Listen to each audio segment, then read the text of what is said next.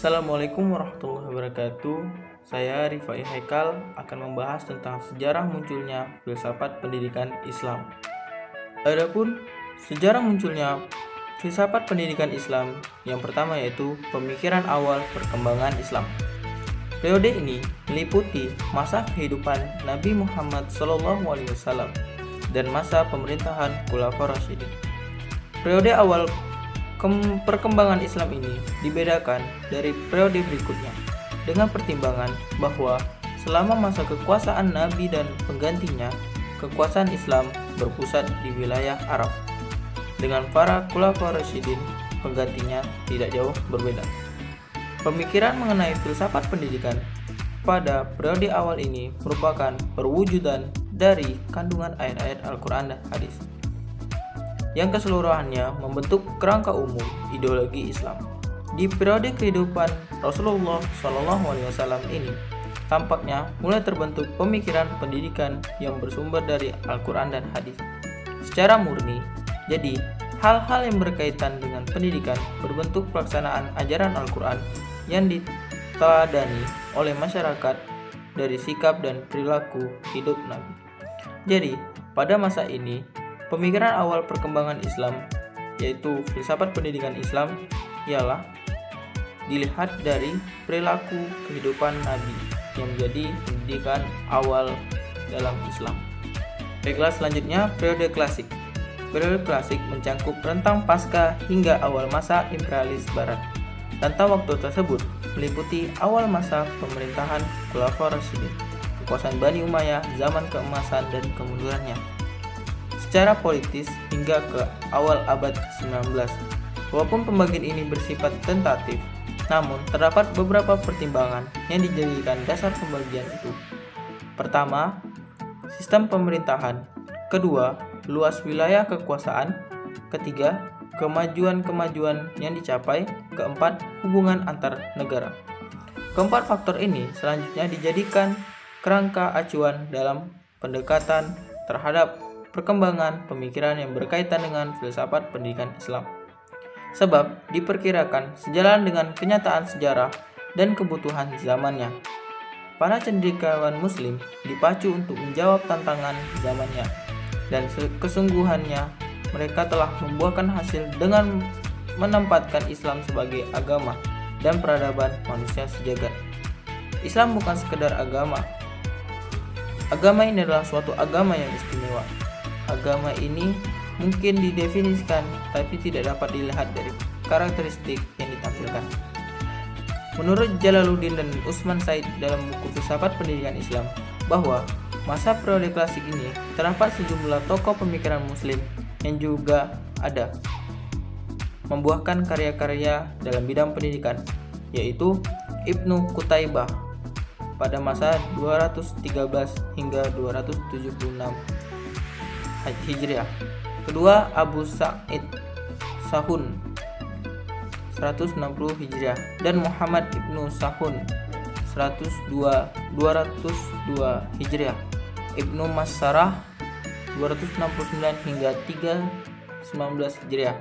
Ibnu Maskawi 330 hingga 421 Hijriah dan Ibnu Sina 370 hingga 448.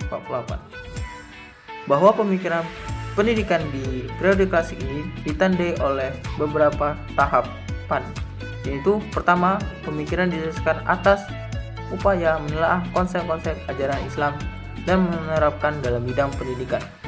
Kedua, usaha tersebut ditujukan untuk menerapkan ajaran Islam dengan kehidupan agama dan bermasyarakat, sekaligus menunjukkan bukti bahwa ajaran Islam memuat konsep ajaran yang berhubungan dengan peningkatan kualitas sumber daya manusia. Yang ketiga, konsep ajaran Islam menurut konsep pannya berhubungan dengan pengembangan peradaban manusia berbagai aspek kehidupan. Keempat, peradaban dapat dikembangkan melalui hubungan timbal balik antar agama, ilmu pengetahuan. Selanjutnya, kelima, pengaruh pemikiran asing Islam digunakan sebagai pelengkap dan berfungsi sebagai bahan pengayaan dan bukan unsur yang mendominasi konsep yang bersumber dari ajaran Islam. Di sini terlihat bahwa unsur pengaruh asing, yaitu non-Islam, melebur dalam konsep pemikiran cendekiawan Muslim setelah terlebih dahulu diberi nilai-nilai Islam. Baiklah, selanjutnya yaitu periode modern. Merujuk kepada pembagian periodisasi sejarah Islam yang dikemukakan oleh modern dimulai sejak 1800 Masehi. Menjelang periode modern ini, setelah Bani Abbas dan Bani Umayyah, secara politik dapat dilumpuhkan. Kekuasaan Islam masih dapat dipertahankan. 3 kerajaan besar yaitu Kerajaan Turki Utsmani, Kerajaan Safawi, dan Kerajaan Umayyad. Namun menjelang abad ke-17 dan abad ke-18, kerajaan-kerajaan Islam tersebut satu persatu dapat dikuasai oleh berbagai bangsa Eropa. Di pihak lain, negara-negara Eropa yang mulai bangkit sejak masa Renaissance dan tumbuh menjadi negara-negara kaya dan maju. Faktor inilah pula tampaknya yang menjadi salah satu penyebab bangsa-bangsa Barat dapat meluaskan kekuasaannya dan kemudian menguasai kerajaan-kerajaan Islam. Selain itu, tampaknya faktor dari dalam turut mempercepat kejatuhan wilayah-wilayah kekuasaan Islam ke tangan bangsa Barat. Dari abad ke-18, justru pada waktu orang Eropa Barat mulai mengagumi dan meromantisasi peradaban Muslim, orang-orang Islam sendiri merasa bahwa dunia mereka berada dalam kemunduran. Karena itu, tak mengherankan ketika terjadi perubahan ekonomi di dunia Kristen, maka di permulaan abad ke-18, kekuasaan Kristen mulai menunjukkan kehebatan militernya. Di permulaan abad ke-18, Kristen mulai menunjukkan kehebatan militernya. Sejak itu, kolonialisme Barat mulai menjarah ke wilayah-wilayah timur yang dikuasai oleh kerajaan Islam. Negara-negara Eropa sebagai negara industri bagaimanapun memerlukan negara timur untuk dijadikan koloni mereka. Alasan penjajahan ini erat dengan kaitannya kebutuhan industri mereka akan bahan baku dan sekaligus pemasaran produk industri yang mereka hasilkan. Berbeda dengan negara Eropa Selatan yaitu Portugal dan Spanyol yang menjarah wilayah timur lebih didorong oleh keinginan membalas dendam kepada orang-orang Muslim. Maka 5 negara Eropa lain, Inggris, Prancis, Jerman, dan Belanda tampaknya lebih berhajat menguasai perdagangan. Maka tak heran jika negara-negara itu kemudian bersaing dan merebut wilayah-wilayah yang diperkirakan menjadi sumber bahan baku industri.